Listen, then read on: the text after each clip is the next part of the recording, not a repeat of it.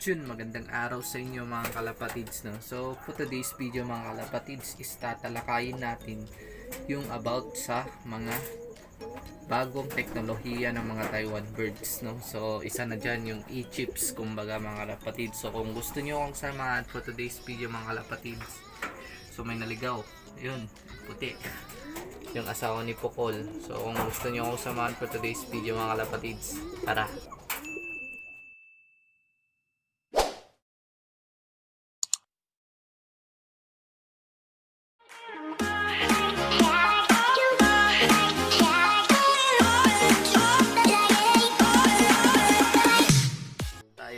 So bago nga tayo pumunta mga kalapatids dun sa Taiwan, na ipapakita ko sa inyo na may e-chips.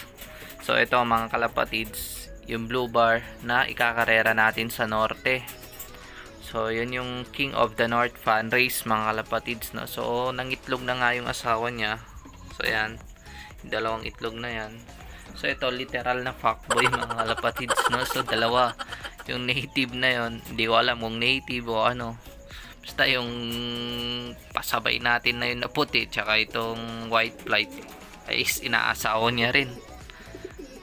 So yan nga mga kalapatids, yung kakarera natin yung blue bar na yan sa North Derby race. So ngayon is bago tayo tumahak doon mga kalapatids is may sasabihin muna ako sa inyo at papakita mga kalapatids.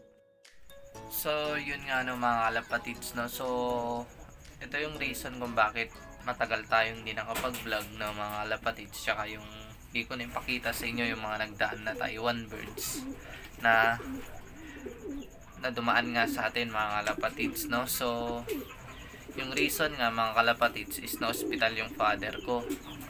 So ngayon is humingi ako ng tulong sa mga kagrupo ko dito sa Ilocos mga kalapatids, no, para sa gaganapin na auction for a cause para sa gastusin namin sa ospital mga kalapatids, no. So ito nga yung mga ibon mga kalapatids na ipapa-auction ko, no. So sinacrifice ko na kahit na medyo yung mga malalapot ng dugo pa yung sinacrifice ko mga kalapatids, no. So mas kailangan ko naman yung kompleto kami ng mga kalapatids, no. So pina-auction ko na yung mga ibon. So kakakuha pa naman tayo ng mga ganon mga kalapatids, no. So hindi mawawala yan mga kalapatids. So yung ibon nga na ipapa-auction ko is yung mga to mga kalapatids. So ihaharap ko lang yung camera para makita nyo mga kalapatids. At eto nga mga kalapatids, no, yung papa-auction ko na mga ibon. So hindi lahat yan mga kalapatids, no. So ito lang, itong white flight na to na may batik na puti sa ulo. So ito nga mga kalapatids is Beckert mga kalapatids, no. So Beckert siya na Benguilet. So direct yung mga magulang niya kay Sir Benguilet na dating PHA player. So mga kalapatids, si Benguilet yung may-ari ng Gillette na blade mga kalapatids, no. So dati siyang naglaro sa PHA Club. So taga ibang bansa nga siya mga kalapatids na nakapangasawa lang ng Pilipino. So itong line nito is pang south talaga mga kalapatids, no. So yung makikita nyo dito sa pedigree niya dito, ipopost ko dito mga kalapatids yan. So yan yung pedigree niya mga kalapatids, no.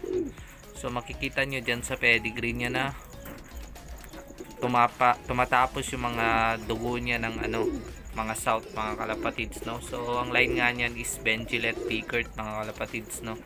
So dumako naman tayo sa pangalawang ibon na ipapa-auction natin mga kalapatids. So naglatag nga tayo ng 5 ibon mga kalapatids. So ito yung pangalawa mga kalapatids. So yan.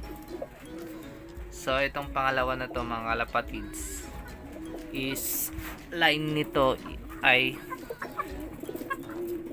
yung sire nito mga kalapatids, which is yung tatay is direct kay Sir Jong Bengco, no. So nasa 70% na Victor Lim yun mga kalapatids, no, yung ibon ni Sir Jong Bengco na nakuha natin noon sa tropa natin na nag-direct mismo kay Sir Jong Bengco. So yung tatay nga nito is Victor Lim, na apo na ni Alpha Hen, mga kalapatids, no. So yun nga yung isa sa pinakasikat na ibon na hawak ni Sir Jong Benko, si Alpha Hen. Tsaka ito is walang history ni White Flight, kasi si White Flight is Vandenbroek, mga kalapatids, no. So ito is Victor Lim. So malapot na dugo to ng Victor Lim, mga kalapatids, no. So ang dam nito is Victor Lim din, na may cross ng Stichelbout at Emil Dewert, mga kalapatids. So ito nga yung pangalawa, mga kalapatids, no. So ito naman yung pangatlo, mga kalapatids. So yan yung slate. So isa din to sa malapot na dugo na Victor Lim na nasa atin, mga kalapatids, no. So ito is mga pangarera sana, kaso di na natin itinuloy na ikanarera kasi nga malapot yung dugo nila, mga kalapatids. So mahirap tayong magkaroon ng mga ganong kalalapot na dugo.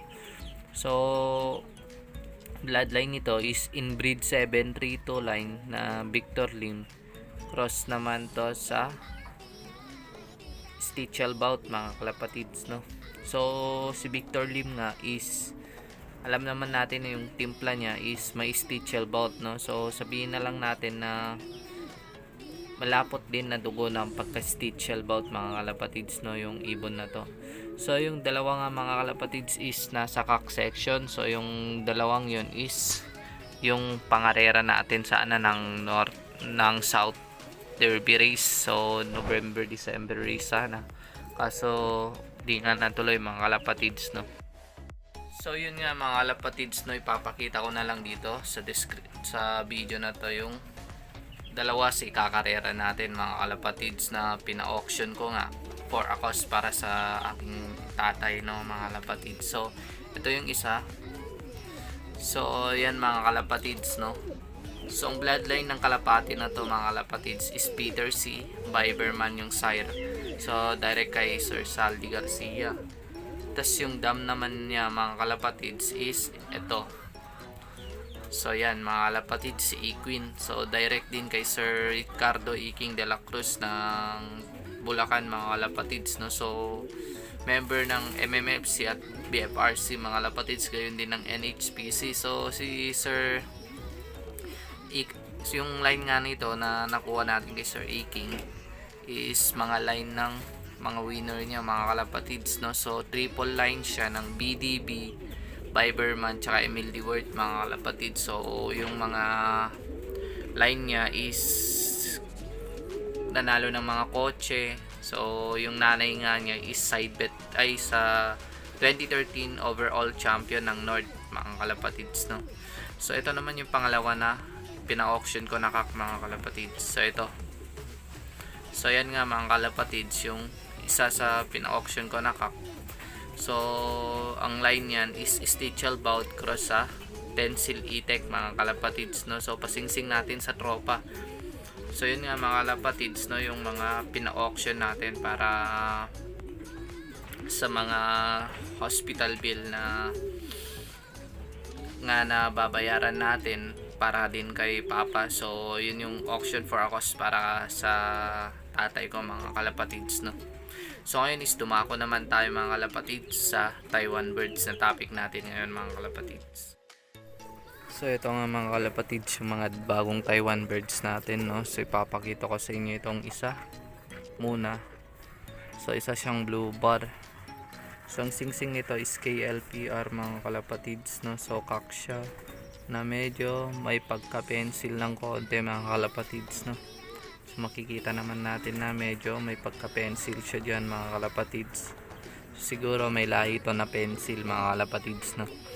So base sa stamp, so popost ko na lang dito sa tabi niya, mga kalapatids. So yan, mga kalapatids. So yung stamp na yan, so base sa stamp is nasa 4th round na siya nawala, mga kalapatids, no.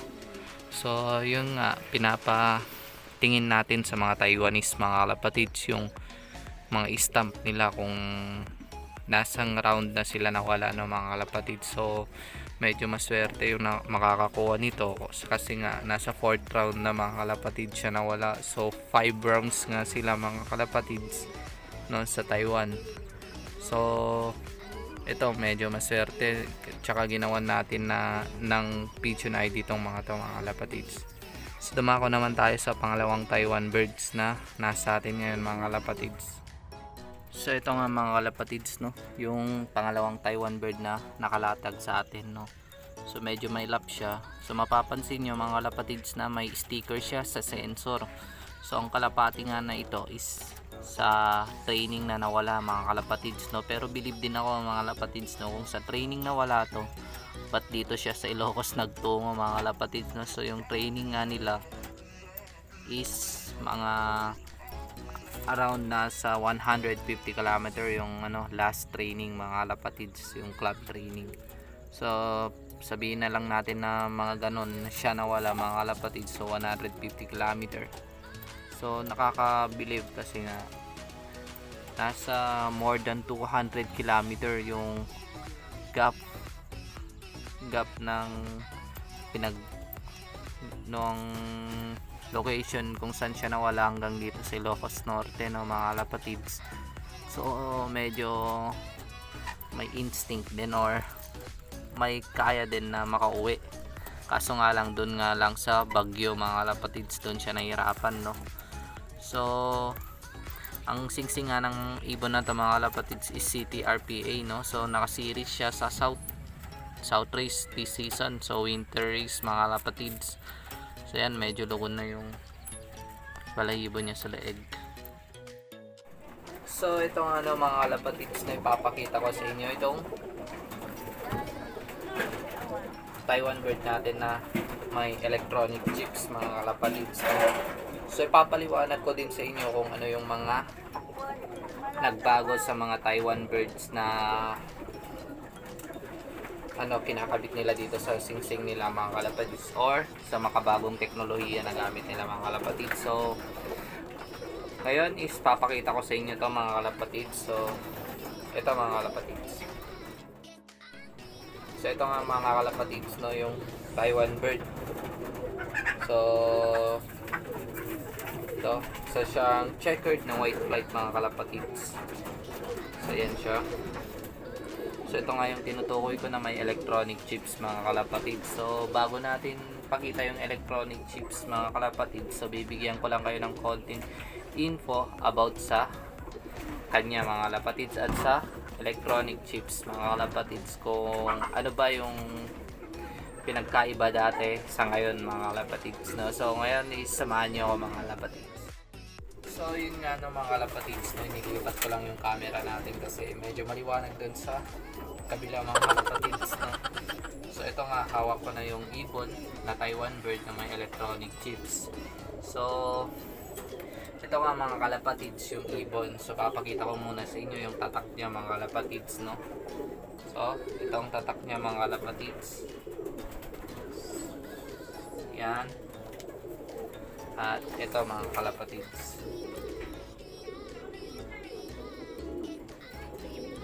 so yan mga kalapatids yung tatak niya. So dito muna tayo dumakot sa unang tatak mga kalapatids. So itong dalawang to mga kalapatids is yung qualification round na tatak mga kalapatids, no. So ito yung first qualification round at ito yung second qualification round, no mga kalapatids. So yun nga mga kalapatids, no, yung tatak ng first at second qualification round na stamp mga kalapatids, no. So ngayon is dumako naman tayo dito sa pangalawang tatak niya mga kalapatids, which is yung race stamp na mga kalapatids. So ito, so yan mga kalapatids na makikita nyo sa stamp. So itong ibon na to is nawala ng third lap mga kalapatids, so umuwi pa siya ng first at second round mga kalapatids, no. So ito yung first at second round. So ito nga yung basis ng third round mga kalapatids. So ito, tsaka ito mga kalapatids, yung pinaglugunan niya na. So ito nga yung third round mga kalapatids. So makikita nyo na wala na siyang dugtong kasi nga di na siya nakauwi mga kalapatids, no. So sa Taiwan, pag umuwi yung ibon nila, binabasket pa ulit nila ito, tas dinadala sa club para istampan ulit mga kalapatids na nakauwi siya ng lap na yan mga kalapatids. So ngayon is dumako naman na tayo sa topic natin ngayon na electronic chips mga kalapatids. Ngayon mga kalapatids yung electronic chip. So ito.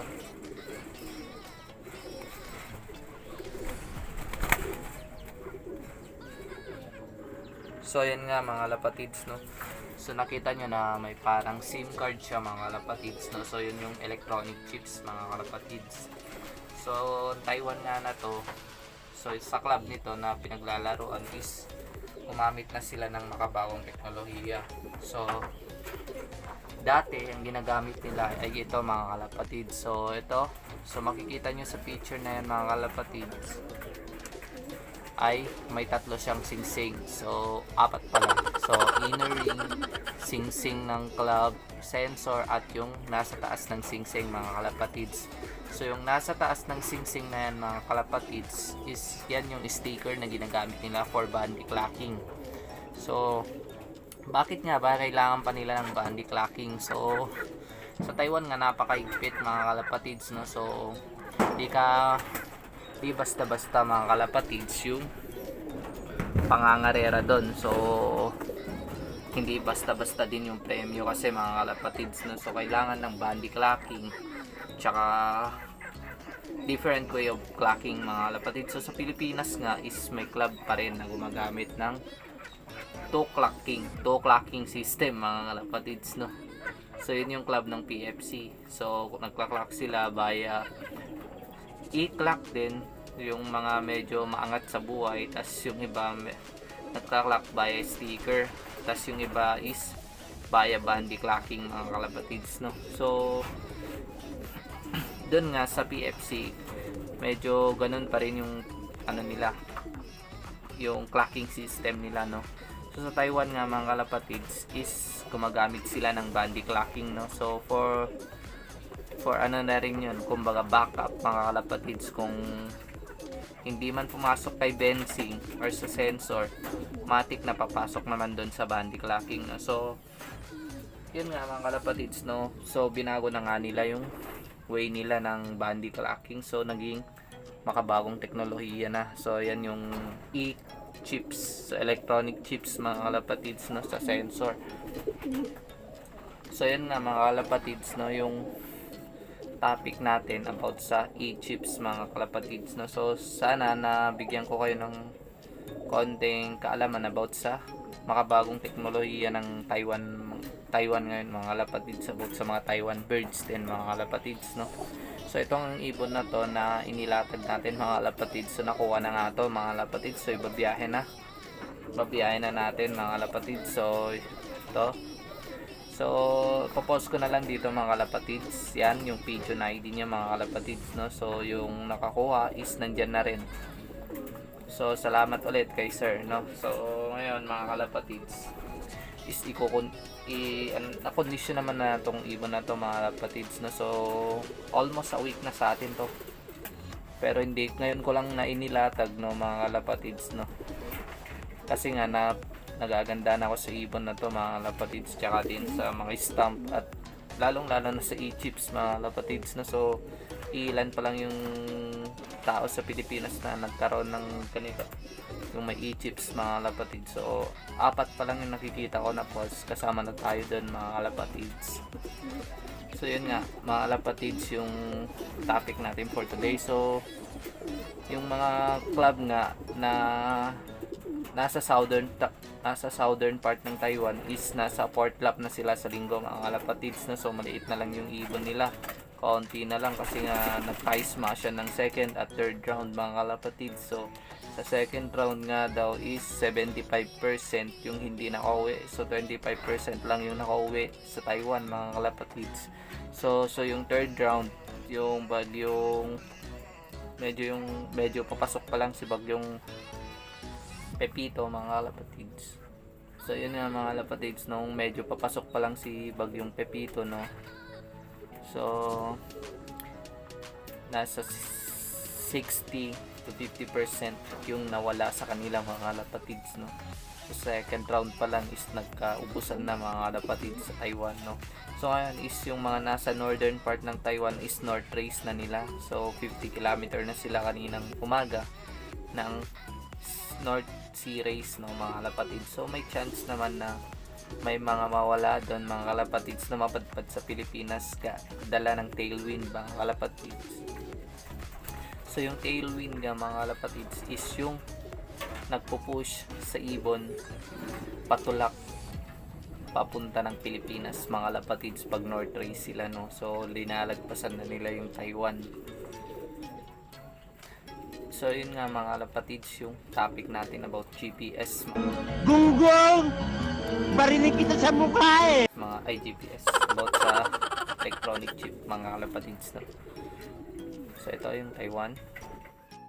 Yun nga lang mga kalapatids, no, yung video natin for today. So kung bago ka pa lang sa aking YouTube channel, huwag mong kakalimutan mag-like, share at subscribe. Hit mo na rin yung bell button para lagi kang updated sa mga bago pa nating pupost na videos mga kalapatids, no.